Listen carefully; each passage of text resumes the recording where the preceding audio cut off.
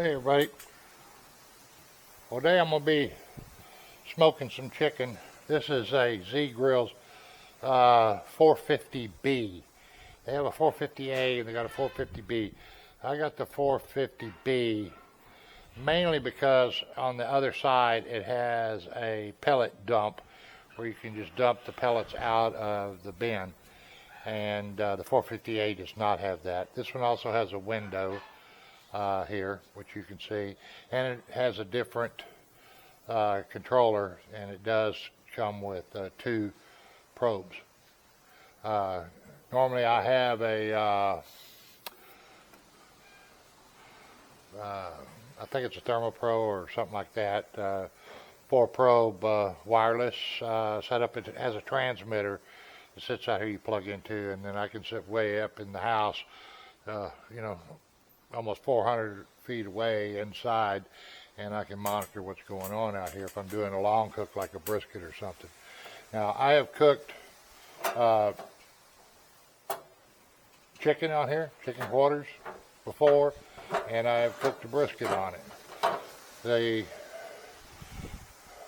downside of this grill is that the one main thing I do not like is this heat shield and grease drain, because I'd put aluminum foil on it to kind of keep it protected, and it just created a mess, because no matter how much you smooth that aluminum foil down, I don't know if you see those slots down in there, but no matter how much you smooth that out, it ends up going over.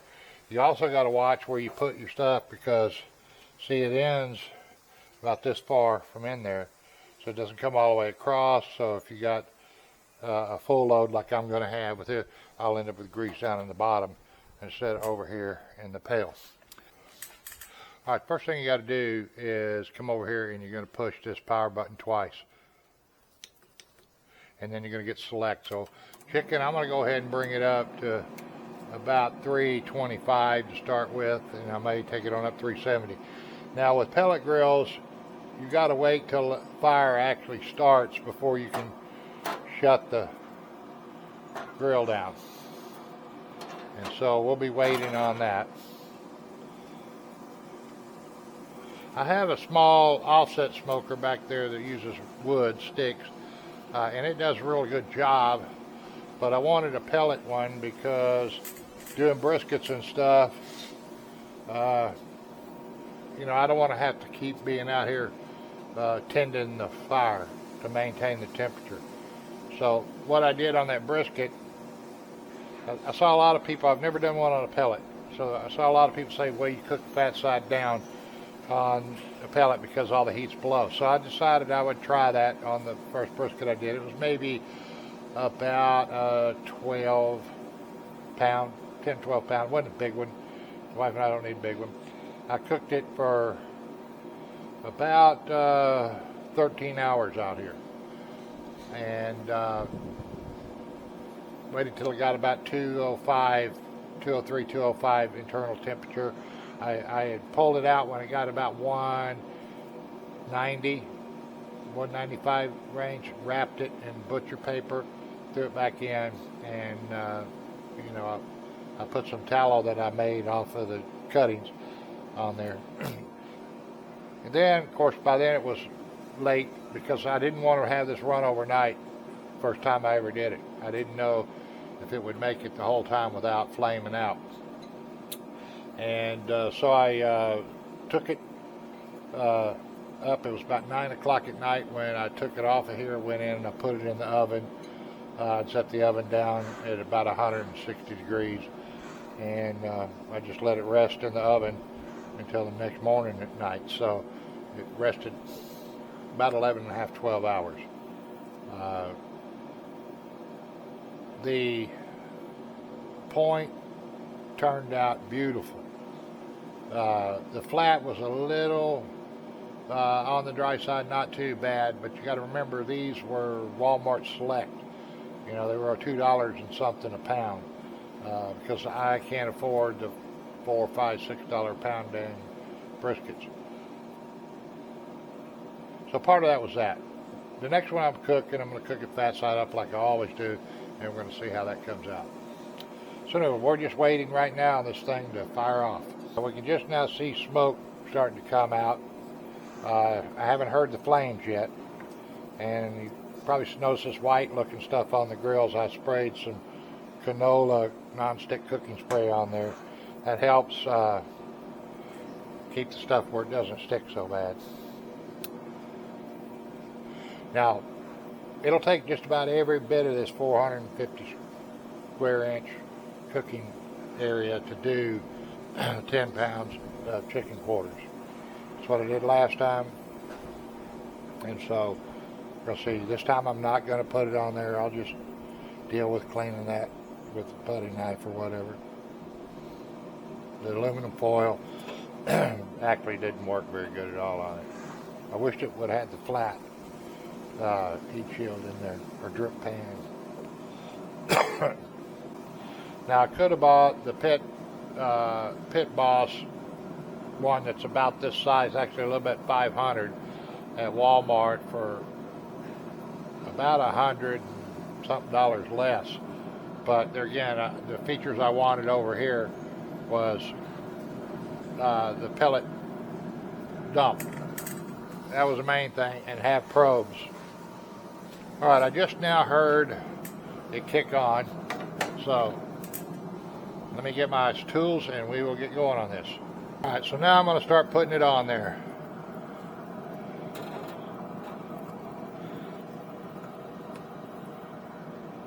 All I've got on it is a little bit of olive oil, seasoned salt, and garlic powder. That's it.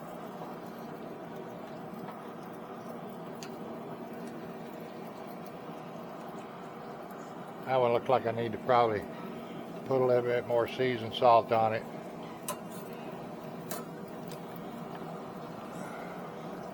Now we'll stick a probe in one of them on the bottom rack and one of them on the top rack.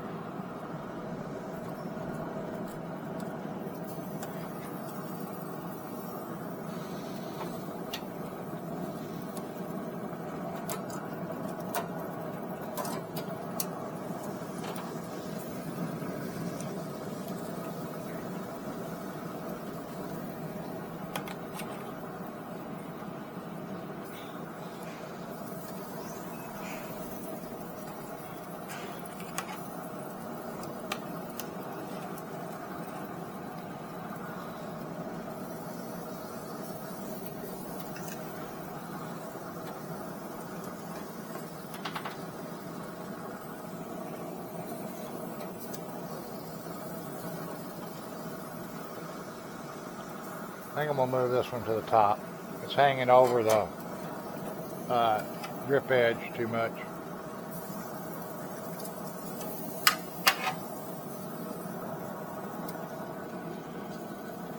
All right.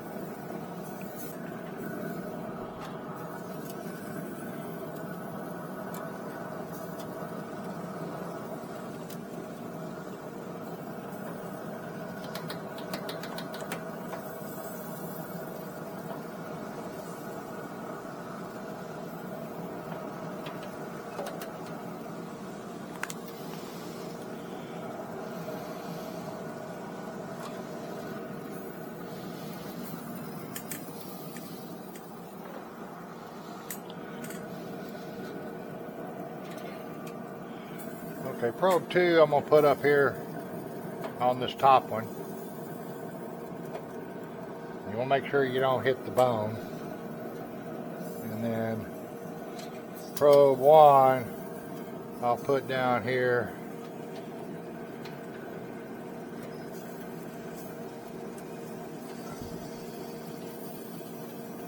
Say right there. Close it up and let it go. Now you can see we're at 125 inside. The temperature will start climbing now that we've got that in there. We've got one chicken reading 70 something, 75. It's going down a little bit. 73. The other one's 68. Now what I'll typically do is I will cook these to right at about a 163-ish along in that area, and then I take them off. I don't want them to get overcooked because we're not going to eat all this chicken at one time, and what we'll do is we'll take it and put it in the microwave to heat it up. And so by undercooking it a little bit, when we reheat it in the microwave, that finished cooking on down into it, and it doesn't dry the chicken out. So that's what we're going to do with that, and I'll bring you back when it's ready to take off. Alright, so the top had already gotten done. Right now I'm actually running a little high right there, 167. I'm going to go ahead and put this in the shutdown cycle and take these off. Hot, hot, hot.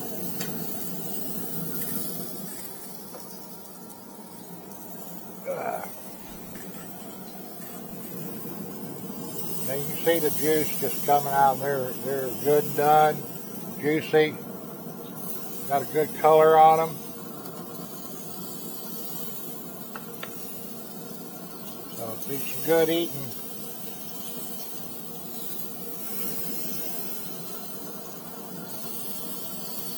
And like I said, what we'll do is typically I'll take them in, and if I go to use one, I'll cut it right here between the thigh and the leg, and you can see if there's still any blood in there. If there is, we just put it in the microwave and heat it up, fix that.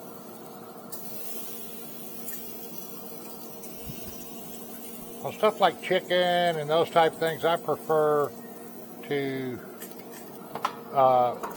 undercook them just slightly if possible on the pits, because that way they won't be overcooked when we reheat them for a meal down the road. So anyway, that's about it on the Z grill. I'll probably do another video a little later down the road going over some more about it, different things, what I like and what I don't like as time goes on. You know, it does have some very cheap wheels down there, but I can get some of those cheap off stuff. In fact, I threw away a bunch of lawnmowers not too long ago. Let the junk guy have them. Had some wheels about that size on it, but whatever. And then the big task of cleaning this mess up sometime this summer. Like I said, wife's going to leave in about a month, be gone about a month, so it won't be till June, July before we get out here to do anything in here. Other than me cleaning out enough to work on my truck. Alright, that's about it. I'm going in, she's fixing the sides, and we're going to eat. Now you just turn this to the off setting real quick, shut down, and just let it shut down. I'll come out later and check on it.